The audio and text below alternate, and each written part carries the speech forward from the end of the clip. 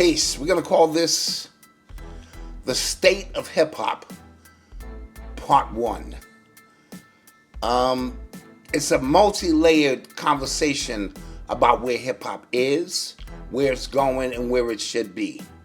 Who let hip hop down, who didn't protect the babies, etc., etc. But first, let's deal with a piece of the elephant in the room, and that's Afrika Bambaataa, pioneer, culturalist of hip hop culture, so to speak, the one who culturalized it. It's a multi-layered conversation that is very complex because there are circles within circles within circles, inner circles of individuals who knew things, who enabled things, outer circles of individuals who only knew him casually, further circles out who just admired his body of work. So to blame hip hop for what has transpired, I think is unfair. To just blanket hip hop, so to speak, I believe that is unfair. However, I will say this. For those who want to be on their high moral horse about what they would have done and what we should have done and called him out, and yet you have yet to call out that family member, because we all have that family member that was touching you or some other family members, and you've been trained by your family to keep that a secret. See, Afrika Bambaataa was not the problem. He's a problem. There's a big difference. The problem is greater than that. It's what's happening in each and every one of our families, communities, pastors, coaches, all of these people who are involved with PDFing. Let's just call it that. However, in 2016, we called Afrika Bambaataa to the carpet. We gave a big press conference in Harlem for those who know and those who don't know. And we called them to come address these charges that were brought about by Hassan Campbell and Ron Savage. Shout out to Star, the legend who used his platform to bring this information to the world, so to speak, against some people's wishes. He got many allies in the Zulu Nation and this and that, and he did it anyway. Ron Savage was the one who received the acclaimed notoriety, but I remember watching Hassan Campbell first in his car speak his truth. And he is the one who showed up on 125th Street on that day in Harlem. And I shook his hand and I told him how brave he was to do such. And I could see the relief on his face that finally, somebody was listening. Well, Afrika Bambaataa didn't show up. Not only did he not show up, we haven't seen him since, until we got the word that he made the transition. So miss us with we didn't do nothing, as if we were supposed to run from country to country. This nigga probably got 5 passports, right? And we were supposed to hunt him down. See, you guys on the internet are what I call reactivists. You're not activists. You don't activate anything. You react to shit that you've seen and heard, and that's part of the problem. Another part of the problem is when Hassan Campbell spoke his truth, you guys turned his truth into memes. You ridiculed him, you laughed at him, you taunted him, you further abused him. Now I want you to think about this for a second. You accuse the predator and you blame the victim. We are the only people, that is some sick shit, to accuse a predator and accuse the victim by saying he liked it, he went back for more and more. You people, excuse my French, are fucking morons. That's not the way PDF works. That's the way grape works. Somebody grapes you and you're shocked and you run and you tell somebody. When a PDF is working on you, he's grooming you, right? feeding you, buying you clothes, letting you come to his house, showing you a safe environment, gaining your trust. And it's usually from young inner city kids who are poor, who are disenfranchised, who can stay out later. And then he brings you into his organization. You feel like you are part of something. And then the molestation and the violation happens. And now you are confused. Like, damn, this person is doing something for me and they're hurting me at the same time.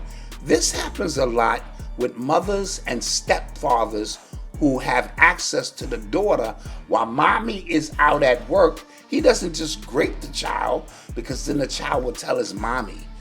He gains trust. They create a secret bond while mommy's at work. Tell me stuff you won't tell mommy. And little kids love attention. And so he does all of these things. Gives her money, buys her things mommy don't know about, gains her trust. And then, you fucking morons, he violates the child. And now the child is completely confused, because I'm getting the attention I want, but I'm still confused because this person is also hurting me. Stop the tape right here and look up Stockholm Syndrome, you fucking morons. All right? And then he might even threaten the little girl and say, I'll kill your mother if you tell. And they keep these secrets, and some of you have been violated by uncle who still comes to the cookout, and the family has programmed you not to tell. So here we have a celebrity or somebody of celebrity status. If you ain't gonna tell on your own family member, you're definitely not gonna tell on the so-called celebrity who's feeding you. But I digress. Before we get there, I want to talk about hip-hop in general. All right? And even before I do that, I want to let you know I'm simply going to be speaking on my humble opinion. This is just my humble opinion on the state of hip-hop, the state of Africa Bambaataa, the state of P. Diddy, the state of Epstein, because it's all connected. It's all tied in. All right? But what qualifies me to speak on hip-hop? My name is Dwayne Bowser, a.k.a. The Black Dot. And I have gone by many names in hip-hop.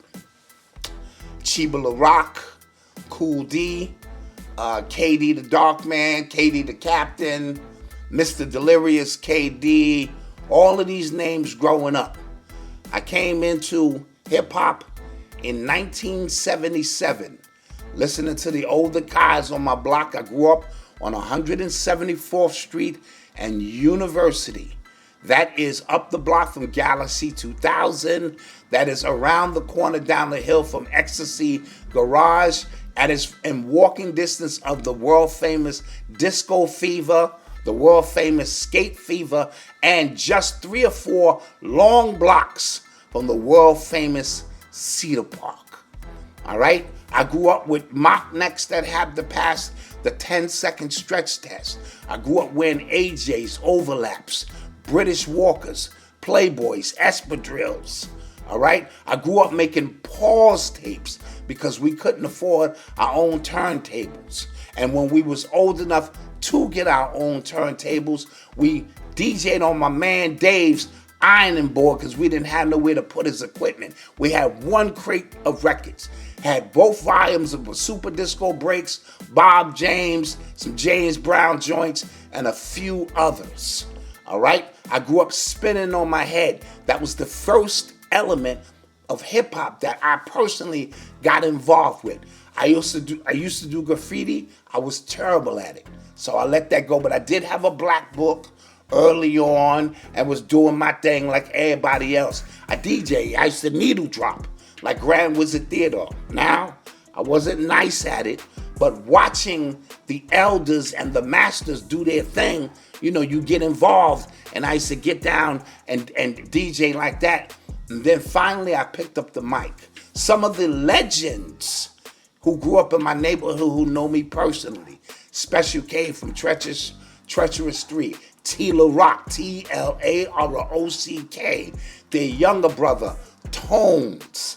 An Emmy award-winning Tones, who's still nice to this day, was my first nemesis in hip-hop. Before records, we had crews and we was battling. Shout out to the Chill Force, my man Reggie Reg and Easy L. You know what I mean? And so this is when I first got into hip-hop. Keith from the Funky 4+1, grew up in my neighborhood. The Chief Rocker, Busy B, called me Black to this day. What up, Black? The Cold Crush Brothers, all of them in some capacity or another, are people I've known personally. And this is just to name a few of the legends in my neighborhood. Shout out DJ Cisco, DJ Whitehead, DJ Squirrel D, DJ Dr. Pepper. These are some of the lesser known, because hip hop was phenomenal. Everybody know an MC, a DJ who didn't make stardom but still was a part of that culture. You b-boyed with, you breaked with, you did all of the elements when it was peace, unity, love, and having fun. In 1982, I went to Gompers High School, Samuel Gompers in the South Bronx. The reason I went is because Keith came to my school and he rhymed about Gompers. And so I went to Gompers, and then I became the recruiter who rhymed about Gompers from 82 to 86. All right, I went to school with Chris Lighty, world famous, started Violators, managed 50 Cent, Missy Elliott, Fat Joe, you name it, he managed it and done so many things for hip hop. I also went to school with Coco from SWV, and I went to school with Tim Dog. All right, the Bronx nigga, R.I.P. These are some of the people. I made my legend in the lunchroom at Gompers. All right, that's where I honed my skills and became crazy nice. In 1982, I also met a guy called Lou Flores, and we started a crew, or they already had a crew and they allowed me to join, called the Fresh Force. So shout out Lou Flores and Fresh Rob, who was my DJs. Lou Flores went on to become Lou Breakbeat Flores, who curated, along with Kenny, the ultimate breaks and beats, the 25 volumes that have made a lot of you DJs famous. That was my DJ. All right, and before Wax, we got Routines that will drop one day with him on the ones and twos. My first record was produced by Paul Ogram, who produced for the Fat Boys. All right, and we produced the song in 1985. We were supposed to be on Zakia Records before Eric B and Rakim. We missed the photo shoot. Something crazy happened. We was probably one of the first groups to be on as a hip-hop group at Amateur Night at the Apollo, 1985. Look it up, the Culture Force Brothers. I forget who the headlining acts were at that time. I took #1 for the Rap Against Graffiti contest, headed by Dr. Bob Lee and WBLS. I wasn't against graffiti, it was a rap contest. I took #1 for the Bronx, 1985. Look it up. I came in second place at the Roxy for all the boroughs. And I think I should have won that, but that's another story. From there, in 1987, I signed to B-Boy Records with KRS-One, Almighty KG, so many other artists, JVC Force. And at the time, I didn't realize KRS-One was in a contractual dispute with them, and he left the label and then dropped the line, B-Boy Records, you just can't trust. Making funky music is a must. So when my album dropped in 1988, in March of 88, nobody would play it except for Cool DJ Red Alert. Shout out Cool DJ Red Alert, who made me feel like a star for about 3 or 4 months. And I want to say this, back in that times, you wasn't trying to become a millionaire and all of that. You just wanted to hear your record on the radio. I just wanted the approval of the legends in my neighborhood. And we got it with that album. All right? And if you go to Wikipedia and go to the class of 88, which is probably the greatest hip hop class that ever lived, you got to scroll down, but you'll see my group, tall, dark, and handsome. If I had to make an analogy, I'd say we were in the class, but we weren't the popular kids. We weren't the Brand Nubians, the De La Souls, all the groups that came up, but we were in the class of 1988. From there, I went solo for a while, and I used to go to Said G's house from Ultramagnetic MCs and Webster Projects, and he would produce my solo projects for me. And quiet as kept, his demos, he was so nice on that 1200. His demos sounded better than some people's albums. And then I would go to Kenny Scott House on Weeks Avenue in the Bronx. And ironically, he was a PDF file. And I didn't know at the time until somebody murked his ass. All right? Just giving you some of the history. From there, my man Tim Dog dropped Fuck Compton. #1 single in the country with no radio play. And he needed somebody to come on his shows with him and hype up his stage show along with Bronx legend iGod, who I also went to high school with. And so Tim Dog took me all around the country, London, Holland, Paris, Germany, all throughout the States, saying, fuck Compton, step to me. You'll see me on Yo MTV Raps 1992 with Tim Dog and the whole crew opening up with Ed Lover and Dr. Dre. All right? From there, me and Tim Dog parted our ways, but it wasn't no beef. I had a baby on the way. And so I wound up taking a job at New York City Transit and becoming a bus operator for the next 18 years. But in between that time, I dropped an underground classic album called A&R Killer, the hip hop play. We were the first ones to put an entire play on wax. And we would send record companies bullets with the A&R, which stood for Artists and Repertoire, because they didn't know shit about hip-hop. And that album is still relevant today. It didn't come out, but on eBay, if you can get a wax copy, they're going for $2,000, $3,000, $4,000. All right? So my love for hip-hop didn't stop when I started driving the bus. I just started studying. And I studied under some elders who taught me about the true science of what music really is. All right? And during that time, I released a lecture called The Chronicles of Hip Hop, breaking down the metaphysical, occult, signs, symbols, astrology, numerology as it related to hip hop. And then Professor Griff from the world famous Public Enemy, which is probably, if not the most important group, one of the most important groups in hip hop, saw my lecture. And when he got back home from Japan, he scooped me up. And he took me all around the United States, lectures all over the country, breaking down hip hop like you had never heard before. The interesting thing about Professor Griff is he knows dignitaries and he knows thugs. We might be in the trap, in the hood, being protected by thugs because they respect Griff and get a police escort to our lecture. It has happened. In that time, I wrote this book, Hip Hop Decoded, from its ancient origins to its modern day matrix. This is a redesigned cover. Shout out graffiti legend James Top for doing the original cover. The forward to this book is by Grandmaster Caz from the Cold Crush Brothers. Africa Bambaataa gave me a quote in this book. He don't give out quotes. Quotes came from Ernie Benicelli. Quotes came from Kool Moe Dee. Quotes came from many others.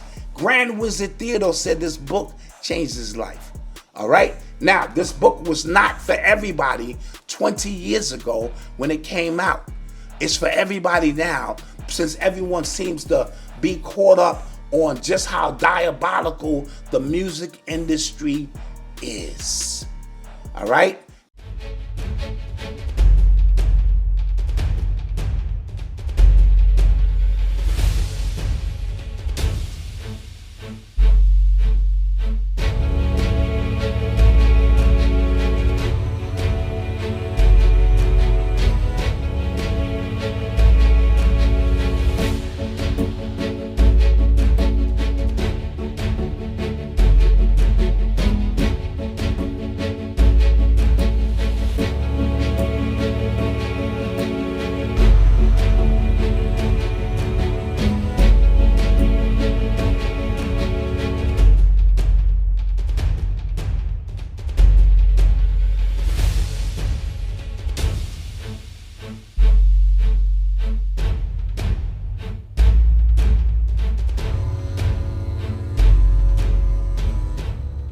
And so from that point, I started a podcast with my son, Urban X TV. We have over 545 episodes. I'm going to say that again, 545 episodes, which means we've been podcasting before it became popular to do so. Father and Son podcast. I still do lectures from time to time on hip hop, nationally, internationally. I want to put that in the record so as I begin to give you my opinions on hip hop, my humble opinions, you understand what place and space they are coming from. I'll be 58 years old in a couple of months, and I've been in hip hop a long time. And if you want to speak to me about hip hop, you at least better have that kind of history or more. Or I'm not trying to hear anything you're trying to say. All right? If you are an elder, I will adhere to your eldership, because one thing I am not a hip-hop historian. I'm a hip-hop mystorian. All right? And so I've had many elders. Lou Breakbeat Flores, my DJ to this day, will call me immediately and tell me I got a date wrong, a time wrong, and I respect that. So if you have been in hip-hop before 77 and back, and you want to correct me on something, I am humble. I will listen. If you Johnny come lately and you haven't showed up into the internet age, and I got children, I've been in hip hop longer than you've been born, I need you to sit back and I need you to listen. All right? With that being said, let's get started. What is hip hop? What is hip hop culture? What is rap? What is shit hop? What is hip P-O-P, hip hop? What is trill, drill, and all that other stuff? The foundation of it is hip hop and subsequently hip hop culture. Now, when we talk about culture, the root word is to cultivate. And that's to grow, that's to harness, that is to create an environment in which something can grow into something else. It is the action before the culture. It is not the plant, it's the seed. All right? And so I want to make a few things clear. Hip hop, the codex is the black experience here in America. The black experience in America is the codex. It is the seed. It is the genetics to what hip hop would become. Okay? I want to be clear with that because scat, pop, rock, blues, jazz, gospel, all of these are what led up to hip hop, okay? A lot of our brothers and sisters migrated from the South, and we showed up in a concrete city. Now, I will say this, because I don't want to jump the gun. I want you to understand. I want you to listen closely. The black experience is the codex for what hip hop would become. Hip hop culture became the amalgamation of a bunch of things and a bunch of different ethnicities.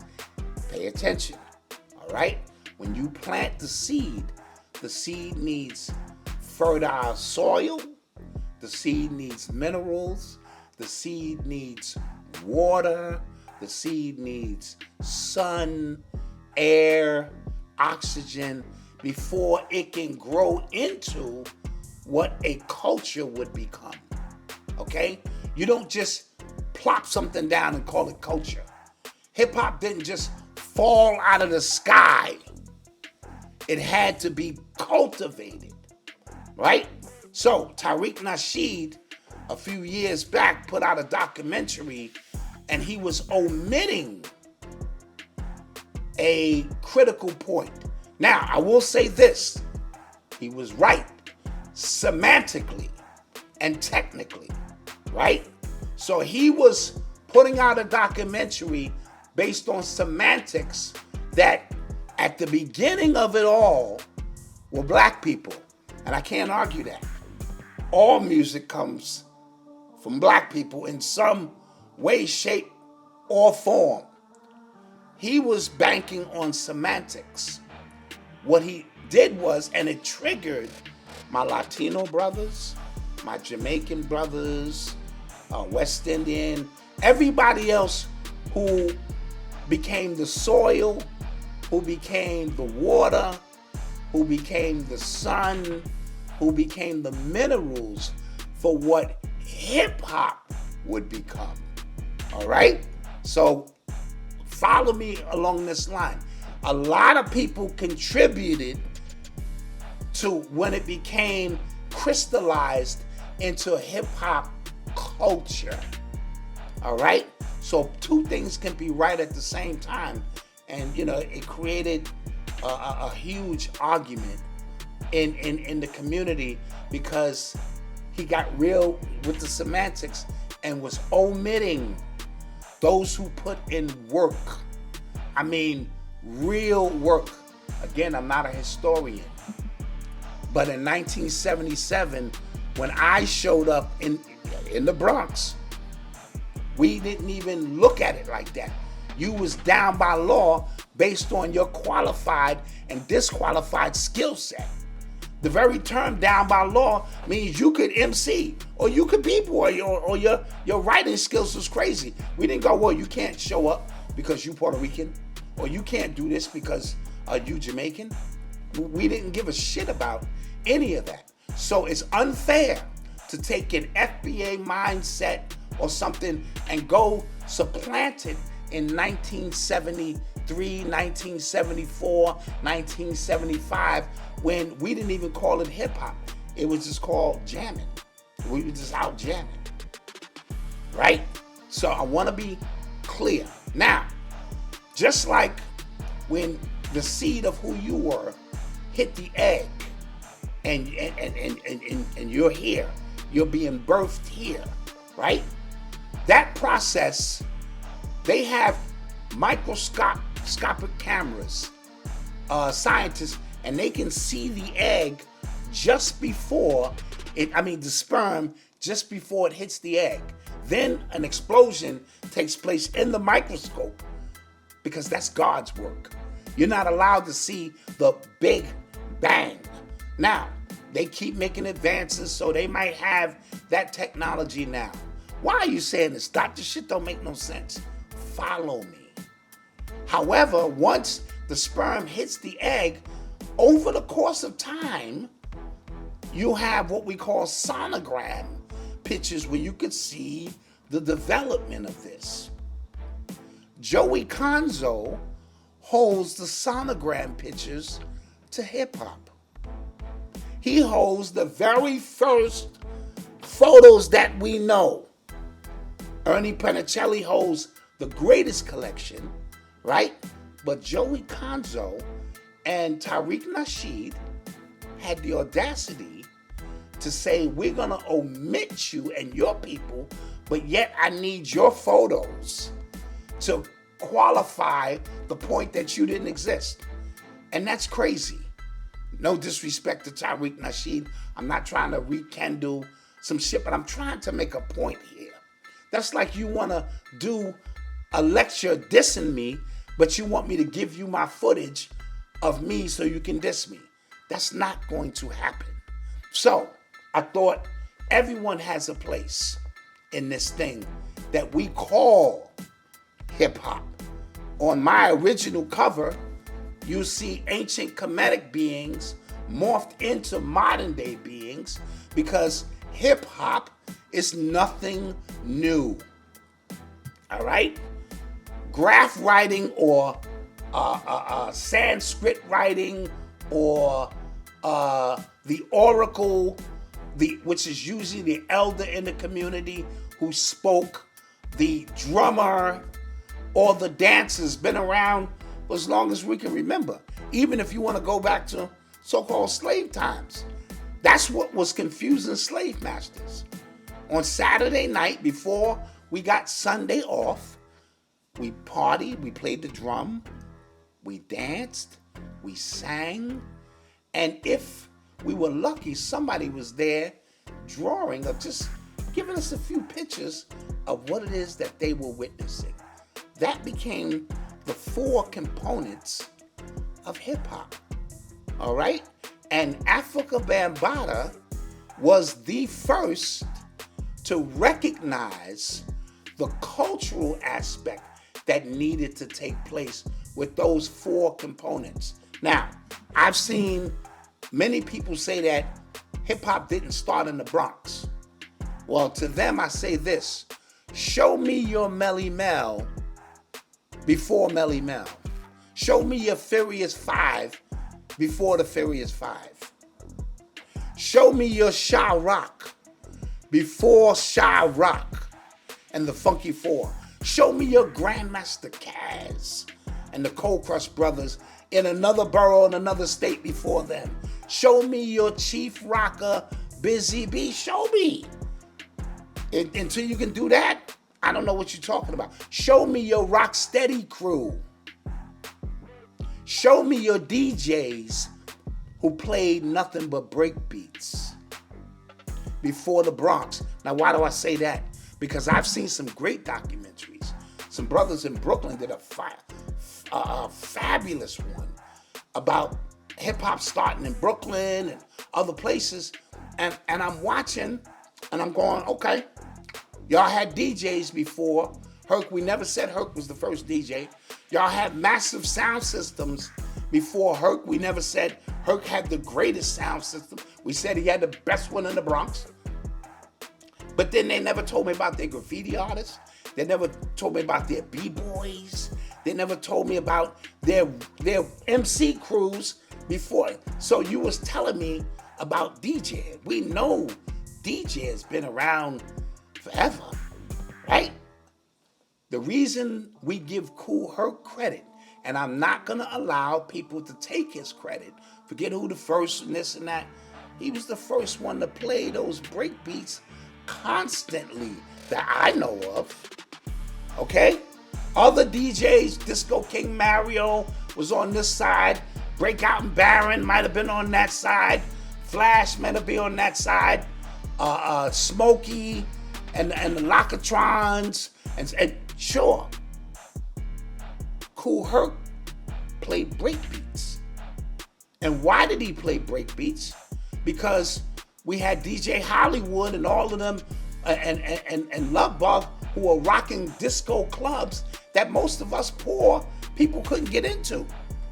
So Herc came to the street and he started playing shit like Apache and records. And then he noticed, first of all, Herc didn't original, this is just a fun fact, and I know this, he didn't like the B-boys at first. He called them boyoinks because he felt it was messing his party up, because every time he played these damn breakbeats, they would go crazy. But then he noticed, like, damn, my parties are getting packed now, and everyone is waiting for the good part of the record, the breakbeat. Now, he wasn't a technical DJ, so he created the so-called merry-go-round, where he would just play the break beat and then play another break beat. And it wasn't crisp, but it was loud. Yes. And when them break beats came on, the crowd went crazy. So other people, other DJs started coming from other places going, oh, okay, I see what it is. And the breakbeat phenomenon started. You had to go start digging in the crates. The heartbeat is the beginning of life itself. So for hip hop culture, not spoken word and the last poets and Gil Scott Heron and all that shit, I get all of that. Talking about break beats, right? And which was brought about because we couldn't afford drummers and bands, and so we had to get creative and use hip-hop alchemy or urban alchemy, right? And the breakbeat came about. So we give credit to Herc for the breakbeat.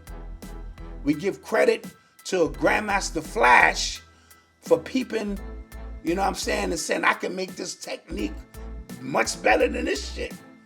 And making it better to where a cowboy and MCs to get on the mic and do little short pieces. We give Africa Bambaataa credit for being the master of records because he understood digging in the crates. He had a lot of them. And Africa Bambaataa would sit in his window while the B-boys were down, and he would play these breakbeats, and he knew what breakbeats was going to be hot and which ones was not, based on the response. Okay? So just a little bit of history that goes into this. So no, and Grand Wizard Theodore took it to a whole nother level with the scratching. And so all of these were foreigners or so-called non-FBA people. Does not mean that we wasn't the seed of it all, but I am not going to allow my childhood to be destroyed because somebody else wants to revisit something 50 years later with a different scope and mindset. I b-boy with Puerto Ricans, I battled Jamaicans on the mic. Whoever had skill sets, we battled, right? And the only law, or one of the laws, was you couldn't bite nobody else's style. That didn't make you down by law. All right? So as we began to lay this out, before it was culturalized, we were just doing it, right? And we were having a great time doing it before the small hats and other people showed up. See, once something is cultivated and then it sprouts, once it sprouted into something that was formulated called hip-hop, that's when the industries came about and snatched that shit up. You know what I mean? And started finding, it's sort of like grapes and oranges that grow on trees naturally, but you can't just naturally go get one no more. And they box it up and sell it back to you. This is what they did with our culture. But Africa Bambaataa, coming out of the Black Spades and all of that, he recognized these four components and said, we're going to use this to stop killing each other. Okay? We're going to use these components, and you just found your tribe. You might have been in a true b-boy. You might have participated in all of them until you found your tribe. My tribe was the microphone. So that's where I stood. My man tribe, he went with the b-boying. My man was a graph writer. He started writing on trains and shit like that. And you know what I mean? And other dudes, the main dude, of course, was the DJ. This was centered around the DJ. What I did was, in my book, I took those four basic elements along with Africa Bambaataa saying the fifth element was knowledge. Now, shout out to the nation of gods and earths. I know knowledge is the foundation of all things, and that would be number one. But for the sake of this, I'm going to say knowledge is power. Get it? One is five. All right, okay. So now, what I did was I wanted to add some plus degrees. Like KRS-One said, beatboxing, street knowledge, street entrepreneur. He gave you 9 elements. He was qualified to do that by his disposition in hip-hop, being the first real philosopher, being the one that really segued a lot of people into thinking beyond just beats and rhymes. But that came from Africa Bambaataa. You know what I'm saying? Who understood we got to stop killing each other. And he also borrowed the lessons from the Nation of Gods and Earths. I don't want to dismiss their input in this, because the whole cipher shit was the Nation of Gods and Earths. Knowing knowledge in 120 degrees, you know what I'm saying, before you came outside, Nation of Gods and Earths. My father name was Tumar, all right? And my mother was his moon. This is in the 60s to show you how far back they went. She wasn't even his earth. She was his moon, all right? And so we understand this was all urban alchemy coming together. Urban science and knowledge. And Africa Bambaataa had the foresight. I am not going to take that away from him. I'm not going to sugarcoat that shit right there. All right? This was the doings of Africa Bambaataa. And once he culturalized it, you know what I mean? And gave everybody an identity and began to use this music to stop the gangs and all of that. Now, the most disenfranchised people on the earth. Remember, even Tupac said, the rose that grew from concrete. Hip-hop grew and was cultivated in a different environment than any other music genre that came before it. It is the culmination of every music form that came before it. You can use opera, jazz, scat, bebop, anything you want. If the DJ knows how to cook that shit up, ball game. All right? And hip hop became rebel music for us who was coming. We're babies of the 60s out of the civil rights movement, and we needed our own music. Right? There was a small period between R&B where we had a disco era, which Anthony Browder said disco was the disconnect from our ancient history and the R&B and the blues and the jazz, and we had to reconnect that shit using hip hop. So yeah, my mother was concerned why my fingerprints was all over the goddamn record and why I needed two of them shits. You know what I'm saying? And then learn how to go to downstairs records and cover the labels so nobody can check it. Pigeon coops on tenant roofs and Scalzi and all that shit we used to do in the street, and wearing slanted haircuts and bell-bottom Lees on the fat Adidas with the fat strings and the Pumas and all. We were rebelling. All right? Now I want to talk about 3 records in no particular order, but sort of. The very first hip-hop record we know was King Tim III. It was on the B-side of some Fat Bat Bad shit. We had that in the crates. We had Frisco Disco. Remember, it was the colored record, for those who know. I'm just trying to date myself. Frisco, den, den, den, den, den. Welcome aboard and all that. Bob James, who wasn't black, was one of the most sampled records ever. We played that shit. You know, he wasn't black.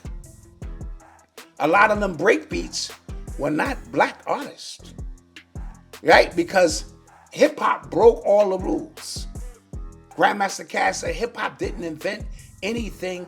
It reinvented everything. So anything at your disposal as an urban alchemist, you can use. Cardboard put down so we can dance, because they took the dance classes out of school. We stole the electricity. We didn't have a drummer. Create our own drummer with 2 breakbeats, right? MC get on the mic, spit their piece. I took those elements and I just added plus degrees and called it earth, air, fire, and water. Earth being the substance in which we put the graffiti pieces, because you had to put your graph pieces on earth. Air was the DJ, because sound uses air to travel, right?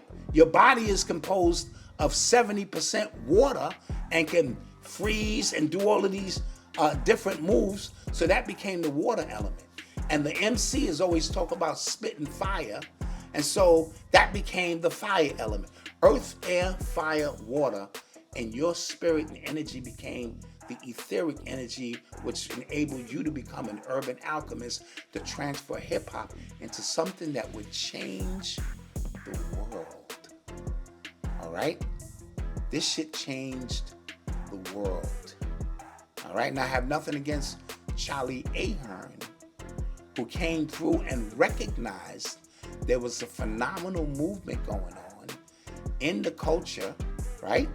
And he put out Wild Style in 1982. And I only say that because he's not from the culture, right? Fab Five Freddy brought hip hop downtown and let the outsiders in on what it is that we were doing. This is showing you how this shit got diluted, so to speak. And then he brought Dondi uptown, a Blondie, and Fab Five Freddy, everybody style, and all that old kind of shit. Maybe she's the first female MC. I don't fucking know, right? 3 records I want to speak about. Other than the first record, the first real record was Rapper's Delight. Not Pygmy Martin and all that shit from the 60s. Talking about urban alchemy, hip-hop, something we created out of the dirt. Now, the blueprint for hip-hop has always been there. But what made it ours was the urban, the burned-out buildings, the gangs, the desolate living, the poor, environment that we lived in. That's what gave it its life. That was our ancestors saying, we're going to help you remember who you are through these 4 components. So Rapper's Delight. And Rapper's Delight was a very important record because it introduced the world to what it is that we were doing in a non-threatening way. It's in the title, Rapper's Delight, right? And you also know that Sylvia Robinson put this crew together on her own. It wasn't a real crew. Big Bang Hank used to bodyguard for Cold Crush, and you know the story. She wanted to put a crew together because she saw this phenomenon taking place, and so she put together Sugar Hill Gang. And Big Bang Hank used Grandmaster Caz's rhyme, word for word, C-A-S, F, the rest is F-L-Y. Took his whole rhyme, right? And so in the very first record, we have a pioneer energy into that record. That record was very important. My mom's jammed to that record.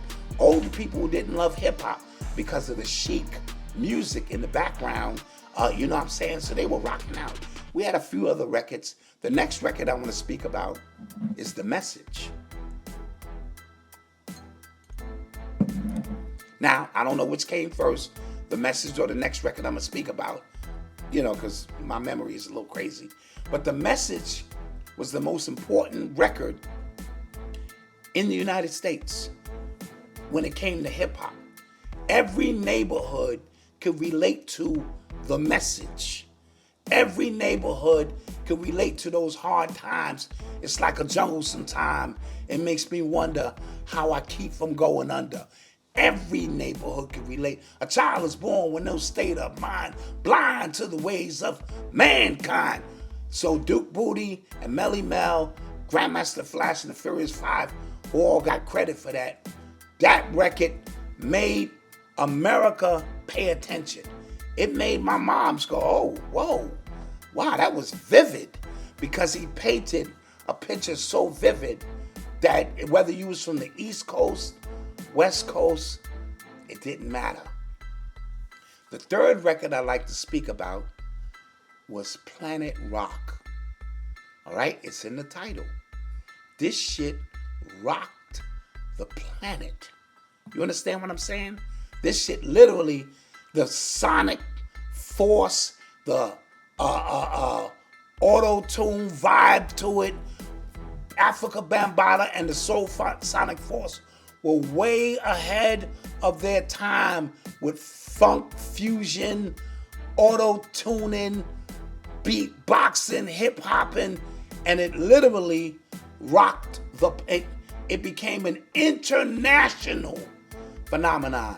Why? Because of Trans-Europe Express, Kraftwerk, another non-FBA entity that we took advantage of fusing these sounds together, and that opened up doors for Africa Bambaataa to take what was the Zulu Nation international.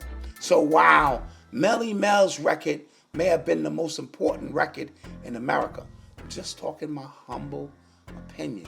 While Rapper's Delight was the first record that was non-threatening to introduce America to the potential of what hip-hop could become, Soul Sonic Force record rocked the world. Planet, the shit tilted. All right? The only other people that tilted hip-hop like that, or not just hip-hop, music, James Brown, a few other ones, their names escaped me at the time, who had a different understanding of calibrating sound and energy, right?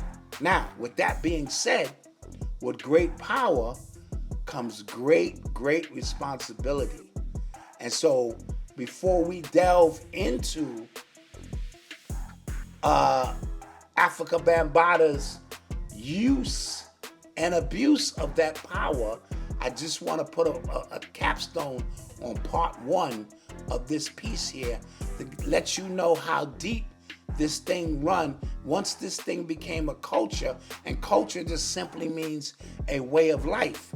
You didn't have to be an MC, B-boy, or DJ to be a part of the culture. It's the way you walk, the way you talk, the way you create, the way you thought outside of the bounds, the way you rebelled against the norms. That's what made you hip-hop. KRS once said, rap is something you do. Hip-hop is something you live. You are. You are hip-hop. Your heartbeat is the drum. Your hand has the ability to draw and make things, bring things from the unseen into the seen. Your body can dance. It is a language without using words itself. This is how we express ourselves. And the throat chakra covers the vocal, which thought is encased in sound that travels, that hits and resonates. So you, without nothing else, are hip hop.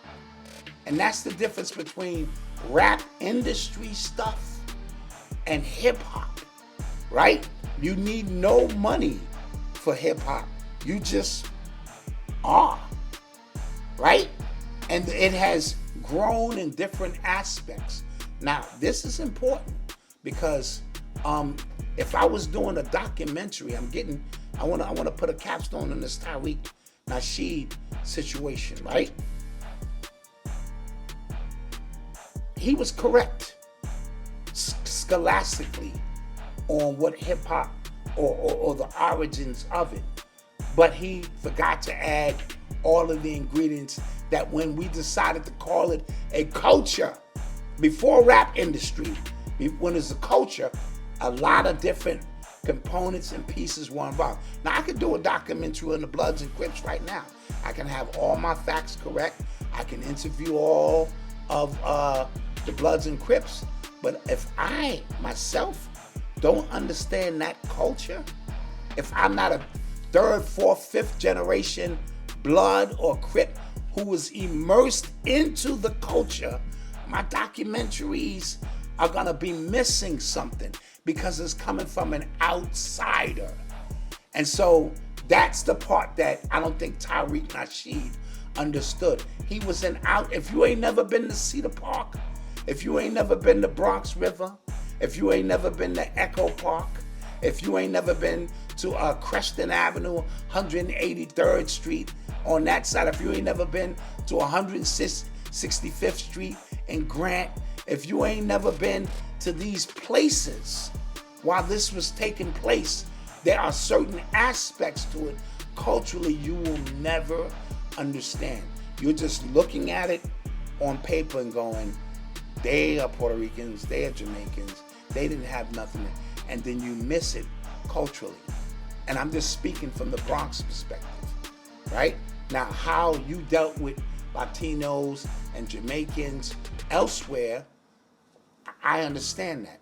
I'm giving it to you from the Bronx perspective. We never looked at it that way. If you could MC, if you was a white boy and could MC, so there's a bunch of white graffiti artists around, right? If whatever it is you could do, if you can show and prove that you respected it and you can get down, you was down by law. That's just what it was. And I think that's important to say before we move into the Bambaataa situation.